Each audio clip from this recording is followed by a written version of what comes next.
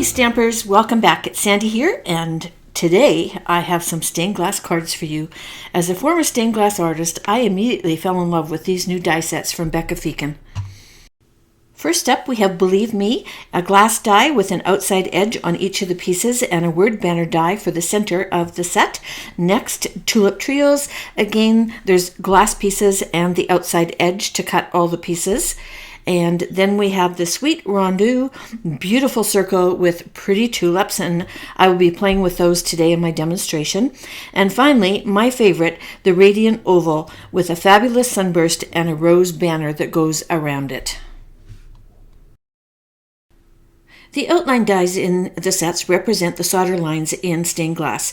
In the real stained glass world, there are patinas to change the silver solder to black, bronze, and gold, and we can duplicate those with mirror cardstock. For my glass pieces, I'll be using some watercolor panels that I sprayed with distressed oxides and painted with watercolors in a variety of different colors. I'm also going to use some colored cardstock as a backdrop in one of them as well, just to show you a variety of different things that you can do with all of these pretty dies and still get a beautiful stained glass effect. Let's start with the outline dies to cut out some bases to build our stained glass on top of. I'm cutting with something new today. Check out these glimmer cutting plates from Spellbinders. They have gold glitter in them, and I just love them because previously with the clear ones, I was always losing them on my work surface because they're clear. Obviously, you can see through them, and I could never find them. With these little flecks of gold, I can find them anywhere on my work surface. Next, I'm cutting the glass pieces and the outline pieces. They get cut at the same time. They're all part of the same die. And I need the outline pieces as part of my building process.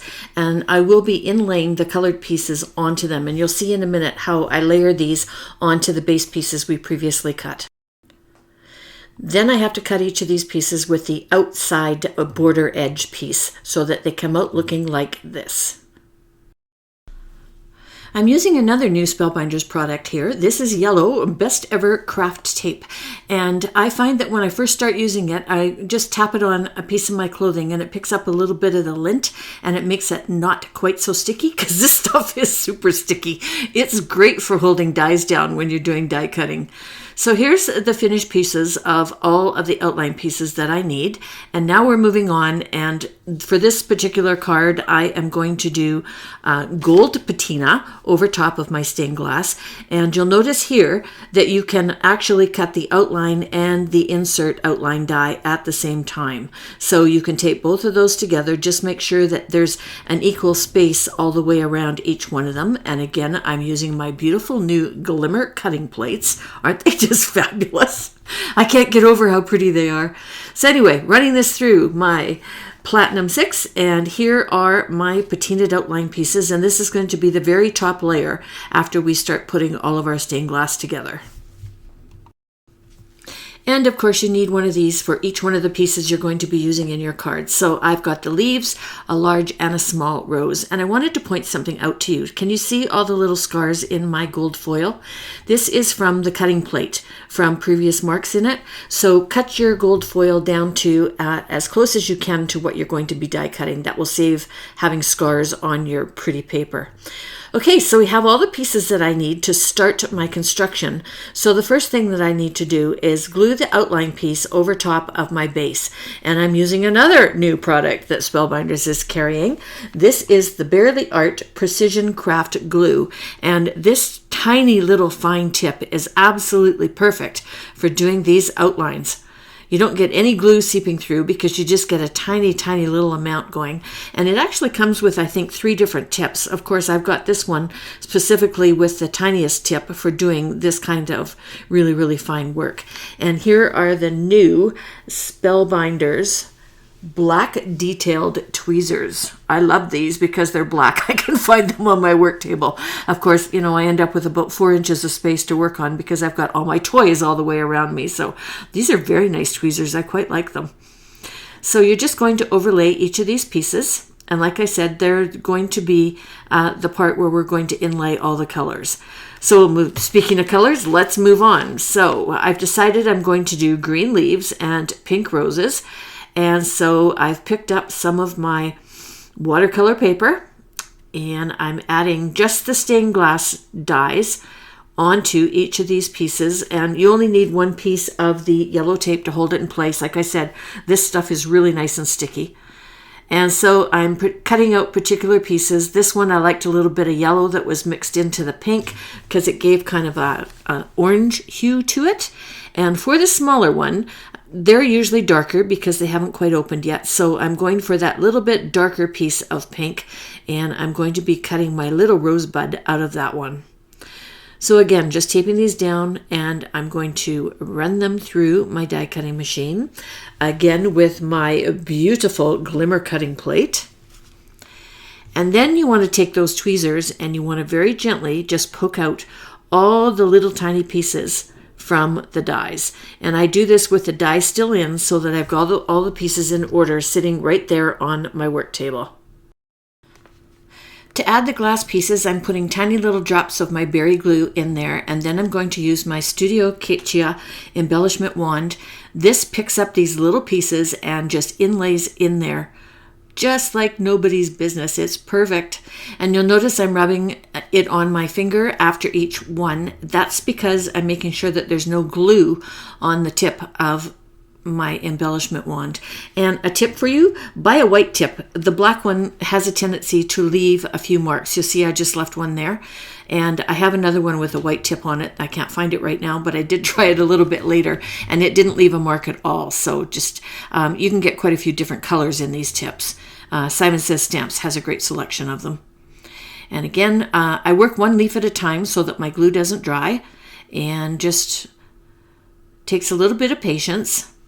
Gently move along and put each of these little pieces in one at a time. This is one of those hour-long cards to make, but they're not hard. They're actually quite fun, and they're very rewarding at the end when you get this beautiful piece of stained glass all done. So there's all my pieces in. Isn't it pretty? Now we can patina our work. So we're taking our gold piece. Again, we're adding our berry glue onto the back. And I'm just going to rub it all the way around each little piece because I want to make sure this is nice and flat and as much glue as possible on it. Turning it over and laying it right over top of the white piece. And that's all hidden inside there. And there you go. There's your perfect little stained glass leaves.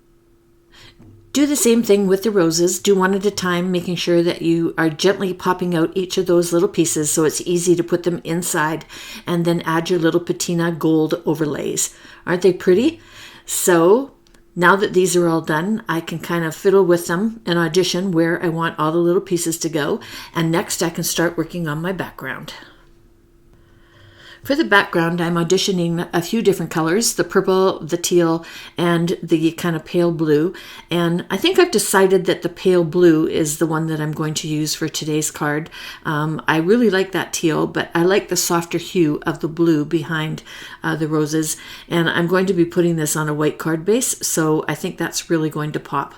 And so it's easy to do when you've got all these pieces cut. Just put them over top of some of your other ones and decide which way you're going to go.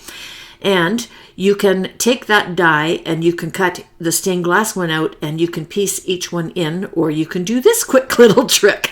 Just take the outline die with your beautiful glimmer cutting plate and place it over top of your watercolor paper. Run it through your Platinum 6.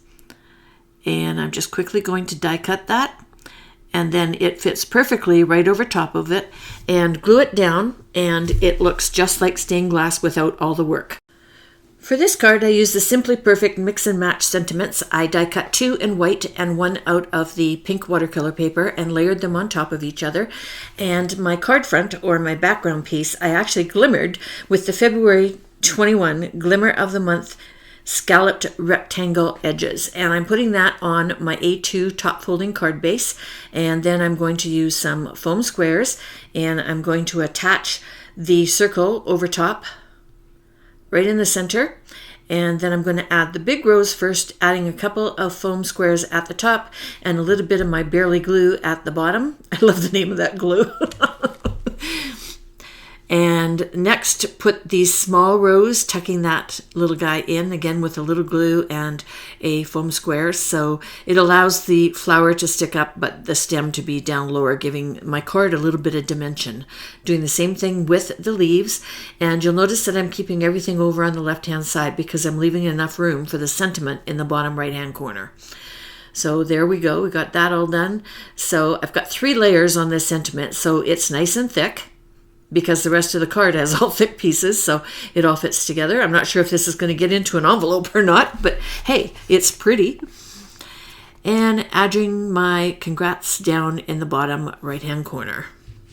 So I have a couple of other cards to share with you and a couple of different ways of...